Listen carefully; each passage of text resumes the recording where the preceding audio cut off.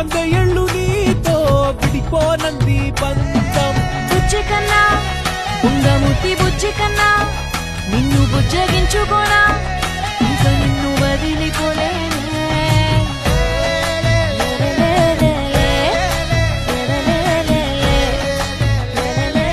నాతో వస్తే లైఫ్ ఎలా ఉంటుందని ఆలోచించకుండా నేనే కావాలని వచ్చేసా. మా అమ్మ నాన్నే నన్ను ఇలా చూసుకోలేదని వాళ్ళే నువ్వు తిట్టుకునే విధంగా నేను నిన్ను చూసుకుంటా. ఏ మహారాణి?